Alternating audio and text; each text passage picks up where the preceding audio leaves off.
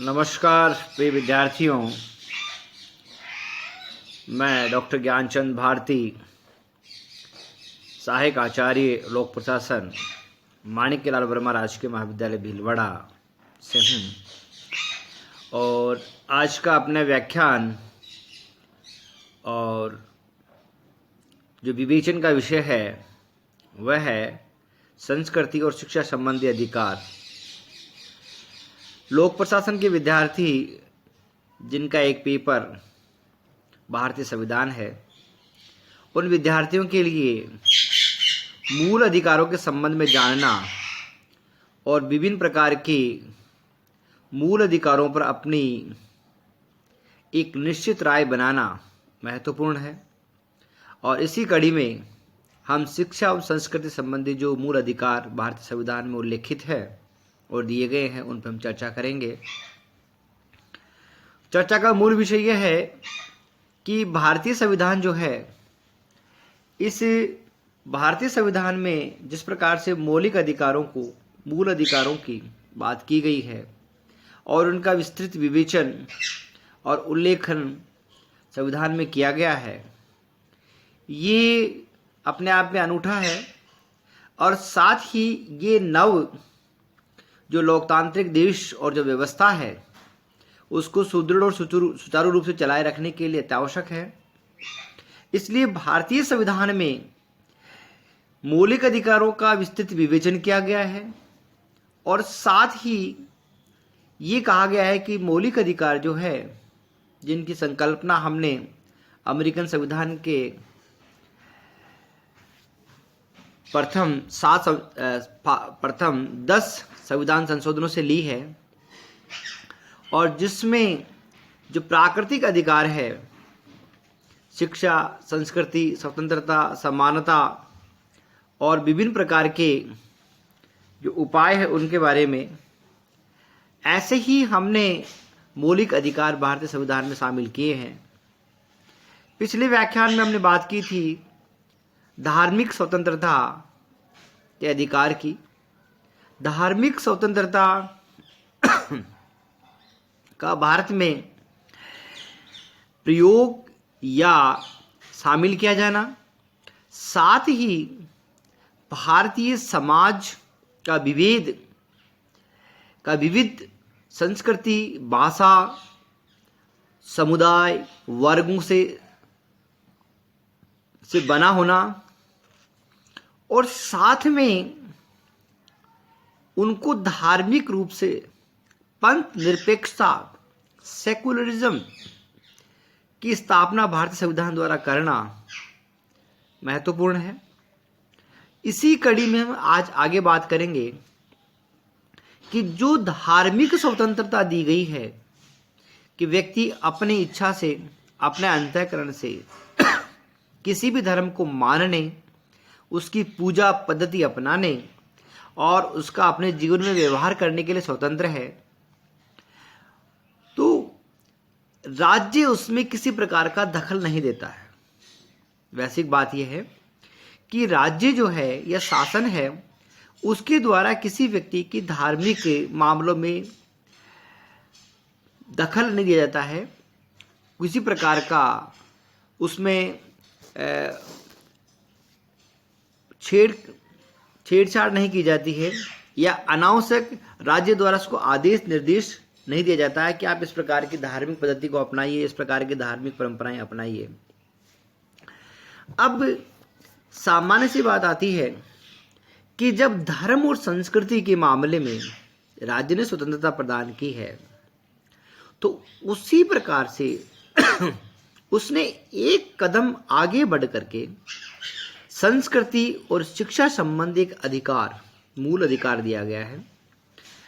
Article 29 में शिक्षा एवं संस्कृति संबंधी जो अधिकार है उसका वर्णन किया गया है।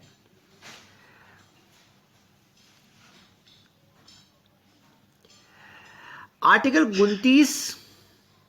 जो है वो ये कहता है कि भारत क्षेत्र में रहने वाले नागरिकों के किसी भी वर्ग को जिनकी अपनी विशेष भाषा, लिपि या संस्कृति है उसे बनाए रखने का अधिकार प्रदान करता है। एक तरफ तो ये कहते हैं कि हम धार्मिक रूप से, या अब धर्म की जब बात आती है तो वर्ग ये जाति समुदाय की बात आती है, लेकिन विशेष लिपि भाषा या संस्कृति की बात आती है तो ये भी एक संप्रदाय की बात आती है। धार्मिक मामलों में हम स्वतंत्र हैं, लेकिन भाषा, लिपि व संस्कृति के लिए भारतीय संविधान ने कहा है कि जो अल्पसंख्यक, अब बात आती है कि अल्पसंख्यक कौन है, तो स्वाभाविक रूप से अल्पसंख्यक वो व्यक्ति है या अल्पसंख्यक वो समुदाय है या वर्ग है जो बहुत छोटी मात्रा में है, जिसकी उपस्थिति जनसंख्या के अनुपात में बहुत छोटी है, जिसका क्षेत्र अपना बहुत सीमित है, या वह एक विशेष प्रकार की संस्कृति को अपनाए हुए है। हिंदू धर्म में अनेक संप्रदाय और सेक्ट्स हैं, वो एक अल्पसंख्यक समुदाय नहीं है, लेकिन इस हिंदू सेक्ट्स में भी या ऐसी जाति, ऐसे विशेष परंपरा वाले वर्ग हैं जो प्राचीन काल से अपनी परंपरागत विचार शैली, पहनावा, खान पान और संस्कृति को बनाए हुए हैं। तो वो बहुत छोटी मात्रा में जो प्राचीन काल से अपने विशेष संस्कृति, भाषा, लिपि को बनाए हुए हैं, ऐसे वर्गों को अल्पसंख्यक कहा गया है। अर्थात वो अल्पसंख्यक बनाए नहीं गए हैं, जनसंख्या के आधार पर नहीं बनाए गए हैं, क्षेत्र के आधार पर नहीं बनाए गए हैं, बल्कि वो जो अल्पसंख्यक वर्ग है वो एक विशेष भाषा को बोलने वाले वर्ग है, या उस भाषा को लिखी जाने वाली लिपि एक विशेष प्रकार की है, या उनके रीति रिवाज, उनका पहनावा, उनका खान पान एक विशेष रूप से है और वो दूसरों से उसको अलग करता है, और वो कोई वर्तमान में या कहते कुछ समय में धारण किया हुआ नहीं है, बल्कि अनेकों अनेक पीढ़ियों या हजारों साल की जो कहते हैं कि पीढ़ियां हैं उनके द्वारा बनाया गया है। तो ऐसे परिस्थिति में ऐसे वर्गों को अल्पसंख्यक वर्ग कहते हैं। और जब अल्पसंख्यक वर्गों की बात आती है तो भारतीय संविधान में इस बात का विशेष ध्यान रखा गया है कि कोई भी व्यक्ति हो, कोई भी स्टेक होल्डर हो,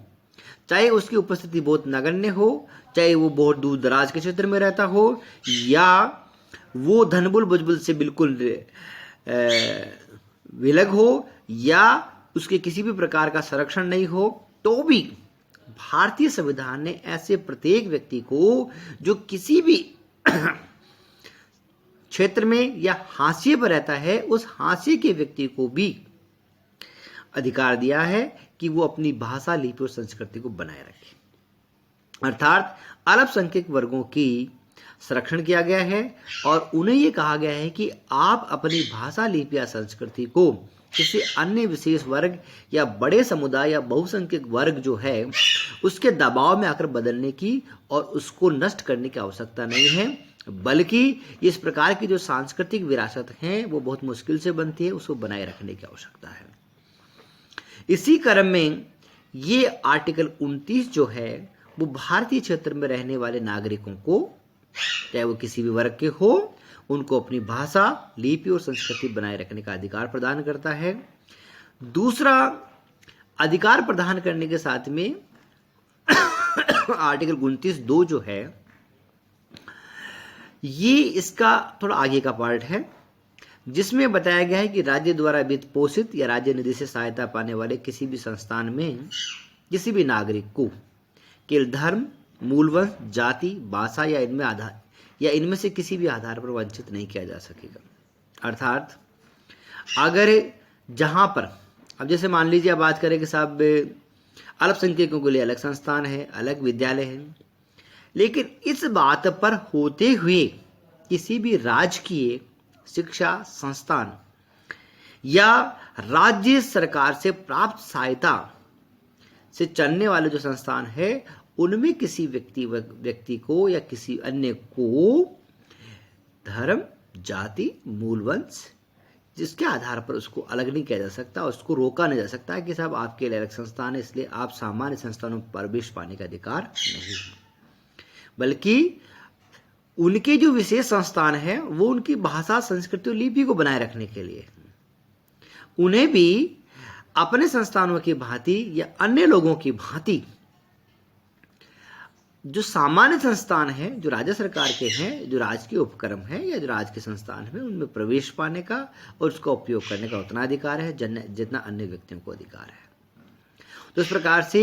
ये व्यवस्था की गई है कि केवल अल्पसंख्यकों के लिए अलग संस्थान बना देने से उनके जो सामान्य संस्थानों के जो प्रवेश के नियम है वो निरस्त नहीं हो जाते।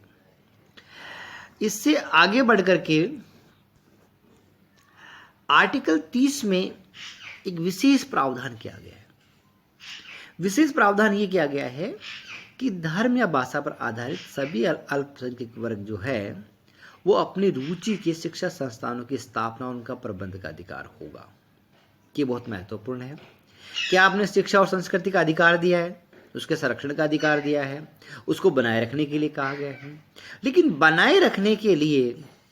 एक पीढ़ी से दूसरी पीढ़ी में आते में उसमें विलोपन हो जाता है या उसके कहते हैं कि बहुत अधिक जो पक्ष हैं वो नष्ट हो जाते हैं। ऐसी परिस्थितियों में आवश्यकता है कि वो जो अल्पसंख्यक वर्ग हैं वो अपने प्रकार के शिक्षा संस्थान बनाएं, अपने प्रकार के संस्थान बनाएं, सामाजिक संस्थान बनाएं, उसमें अपनी भाषा, लिपि, संस्कृति को बनाए रखने के लिए वो उनकी स्थापना करे, उनका प्रशासन करे, उनका प्रबंध करे, उनके लिए धनराशि जुटाए, उनका विकास करे और हो सके तो राज्य सरकार से भी सहायता प्राप्त करे। इसीलिए जो राज्य सरकार है वो विभिन्न संस्थानों के लिए जो वेलफेयर सोसाइटीज हैं, जो सामाजिक सरोकारों में काम करती है या विभिन्न प्रकार के जो एनजीओ हैं जो राज्य के लोगों के कल्याण के लिए काम करते हैं, जो अल्पसंख्यकों के लिए काम करते हैं, उनको सरकार द्वारा सहायता दी जाती है, जमीन दी जाती है, धनराशि दी जाती है और साथ ही उनका नियंत्रण निर्देशन भी किया जाता है ताकि अल्पसंख्यक वर्ग जो हैं उनके लिए उनका कार्य किया जा सके और साथ ही उनकी संस्कृति, भाषा, लिपि का बचाव किया जा सके। अब आगे जो बात की जाती है वो ये है कि आर्टिकल 30 ये कहता है कि भाषा, धर्म पर आधारित सभी अल्पसंख्यक वर्ग अनुसूचित संस्थान बनाए। अब आर्टिकल जो 29 है उसके द्वारा केवल 3 विषय दिए गए कि भाषा, लिपि और संस्कृति बनाए रखने के लिए, ठीक है। और आर्टिकल 30 का जो संबंध है वो अल्पसंख्यक वर्गों के लिए धर्म और भाषा पर आधारित। अल्पसंख्यक वर्ग जब भी बात की जाती है तो धर्म और भाषा के आधार पर उनका विभेदीकरण या उनका विन्यासन या कहते हैं उनका पहचान या प्रकटीकरण किया जाता है। लेकिन 30 जो वो कहता है कि भाषा और वर्ग या जाति के आधार पर जो अल्पसंख्यक वर्ग है उन अल्पसंख्यक वर्गों का अपने रूप से या अपनी ओर से संस्थानों की स्थापना और उनके प्रशासन का, उनको प्रबंध का अधिकार दिया गया है। 29 जो आर्टिकल दिया गया है वो 3 विषय से संबंधित है। अब ये जो आर्टिकल 15 से थोड़ा कॉन्ट्राडिक्टरी लगता है। आर्टिकल 15 कहता है कि धर्म, मूल, जाति, वंश, लिंग या जन्म स्थान के आधार पर विभेदीकरण नहीं किया जाएगा। तो वो जो विभेदीकरण है आर्टिकल 15 में, वो विभेदीकरण है कि सामान्य रूप से किसी व्यक्ति को सामान्य प्रकार की सुविधाओं को उपयोग करने से उनको जाति, धर्म, मूल वंश, जन्म स्थान या लिंग के आधार पर उनपर विभेद नहीं किया जाएगा। जबकि आर्टिकल जो 30 है वो भाषा और वर्ग के आधार पर है और आर्टिकल जो 29 है वो भाषा, लिपि और संस्कृति के आधार पर है। तो इस प्रकार सभी आर्टिकलों में अलग अलग प्रकार की बात कही गई है। कहने का तात्पर्य है कि आर्टिकल 29 जो है वो भाषा, लिपि और संस्कृति के आधार पर उनको अपने भाषा, लिपि, संस्कृति बनाए रखने का अधिकार प्रदान करता है। आर्टिकल 30 उनको कहते हैं कि संस्थाओं की स्थापना और प्रबंध का अधिकार देता है। अब बात ये आती है कि इस प्रकार के जब संस्थान बन जाते हैं जो आर्टिकल 30 के द्वारा जो अल्पसंख्यक वर्ग पे है या जो विभिन्न प्रकार के वर्गों या उसके आधार पर जिनका निर्माण किया गया है, कई बार ये जो संस्थान होते हैं जो अल्पसंख्यक वर्गों के लिए होते हैं, वो ये मानने लगते हैं कि हमारा समाज के अन्य वर्गों से कोई मतलब नहीं है, या वो उनमें प्रवेश के नियम या विभिन्न प्रकार की जो शर्तें हैं वो राज्य हित के खिलाफ जाकर के लगाने लगते हैं। ऐसे बहुत सारे संस्थान हैं। और अलीगढ़ मुस्लिम यूनिवर्सिटी की भी बात आई थी कि अलीगढ़ मुस्लिम यूनिवर्सिटी ये सेंट्रल यूनिवर्सिटी है और उसमें सभी व्यक्तियों के लिए खुली है। उसमें केवल मुस्लिमों के लिए ही व्यवस्था नहीं की गई है। इस प्रकार की में और अनेक जो कहते कि जो वेलफेयर सोसाइटीज है या जो संस्थान है जिन्होंने ये प्रयास किया है कि केवल उन्हीं के लोगों को के लिए वो कहते कि खुले हैं। ऐसा नहीं है कि जो संस्थान राज्य सरकार से निधि प्राप्त करते हैं, जमीन प्राप्त करते हैं और साथ ही राज्य सरकार के निर्देशानुसार काम करते हैं, वो सभी के लिए खुले हैं, चाहे वो अल्पसंख्यक वर्गों के लिए ही के द्वारा क्यों नहीं बनाए गए हों और क्यों नहीं संचालित किए जाते हो। अगर वो राज्य पोषित है, अगर राज्य का वित्त पोषण राज्य द्वारा वित्त पोषण किया जाता है या किसी न किसी मात्रा में राज्य द्वारा सहायता दी जाती है, तो वो उन वर्गों के साथ में अन्य सामान्य वर्गों के लिए भी खुले।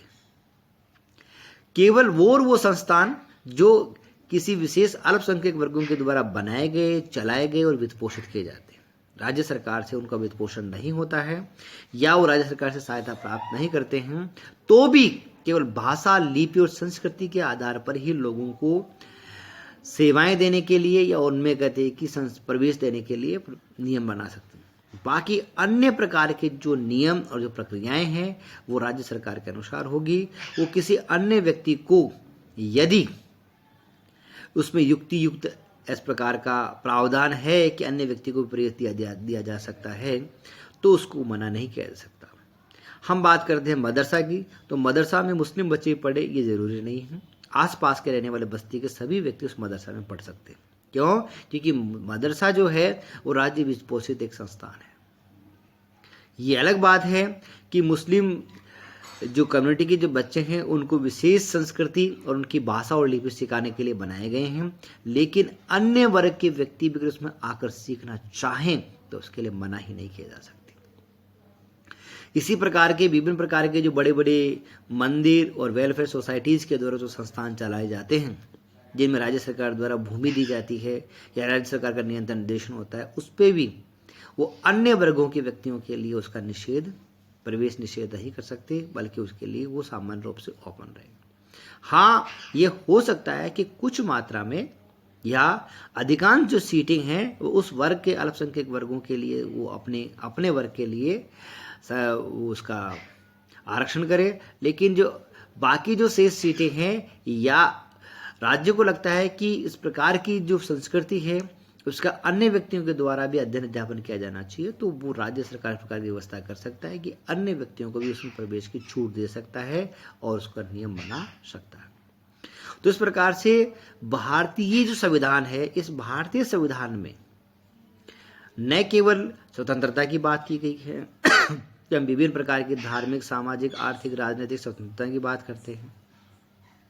साथ ही हम धार्मिक स्वतंत्रता की अलग से बात करते हैं।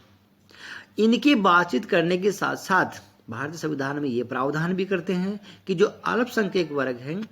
वो अपनी संस्कृति, अपनी भाषा, लिपि को बनाए रखें, अपनी विशेष प्रकार की जो खान पान और जो वेशभूषा है और जो उसका जो पद्धतियां हैं, परंपराएं हैं, उनको बनाए रखे ताकि वो अगली पीढ़ियों को दी जा सके और एक विविध व्यवस्था या विविध जो सांस्कृतिक विरासत है वो देश के नागरिकों को मिलती रहे। इसलिए प्रावधान किया गया है कि अल्पसंख्यक अपनी भाषा, लिपि और संस्कृति को बनाए रखे और साथ में इस प्रकार की व्यवस्था करें कि उनको बनाए रखने के संस्थान हो, उनको राज्य सरकार द्वारा वित्त पोषित किया जा सके, लेकिन वो इस बात को राज्य से ऊपर जाकर ना मान ले कि राज्य सरकार के नियमों पर कानून नहीं लगते हैं। अगर राज्य की सार्वजनिक व्यवस्था या नागरिक अधिकारों की सुविधाओं में कमी आएगी तो राज्य उस पर युक्तियुक्त निर्बंधन लगाएगा और साथ ही राज्य उनको अमान्य घोषित कर सकता है और उनकी विभिन्न प्रकार की जो संस्थाएं हैं उन संस्थाओं का अधिग्रहण कर सकता है और राज्य के उपयोग के लिए उनको निश्चित कर सकता है। तो इस प्रकार से जहां राज्य अल्पसंख्यक वर्गों को या सभी व्यक्तियों को अपने भाषा, संस्कृति, लिपि बचाए रखने की अधिकार देता है। साथ ही अगर राज्य के खिलाफ हो तो राज्य उनको अपास्त कर सकता है, निरस्त कर सकता है और राज्य हित में उनका उपयोग करते हुए उन सब का अधिग्रहण कर सकता है।